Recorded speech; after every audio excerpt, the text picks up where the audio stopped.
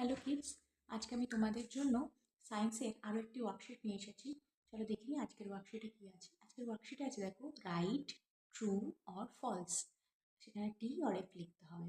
তো চলো ফার্স্টে কোশ্চেনে দেখো রাইট এই carrots and tomatoes gives us energy. No, carrots and tomatoes don't gives us energy, they gives us vitamin. তো এটা হবে false, that is F. Next, bread and pasta gives us energy. No, bread and pasta not gives us energy. এটা খেলে আমাদের energy আসে না, তো এটা ফলস হবে। It is bad for health না। Next, cheese and yogurts are good for our muscles and helps us grow. No, cheese is not good for our health, তো এটাও কিন্তু হবে ফলস অর এ। নেক্সট দেখো milk products and dairy products makes our bone strong. Yes, it is true.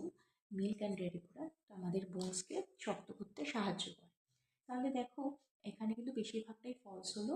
লাস্টে dairy and milk প্রোডাক্টসের ব্যাপারটা আমরা জানতে পারলাম যে এটা ট্রু হবে। তাহলে এ ধরনের কিন্তু কোশ্চেন তোমাদের আসতে পারে এক্সামে। তোমরা প্র্যাকটিস করে যাবে বাড়ি থেকে। আর কী কী ধরনের ওয়ার্কশিট তোমরা দেখতে চাও, কোন কোন সাবজেক্টের ওপরে দেখতে চাও, আর এই সাবজেক্টের ওপরেই দেখতে চাও কিনা আমাকে কমেন্টের মাধ্যমে লিখে জানাবে। চ্যানেলটাকে সাবস্ক্রাইব করে দেবে, ভিডিওটাকে লাইক করে দেবে, শেয়ার করে দেবে। ওকে, বাই ফর নাও।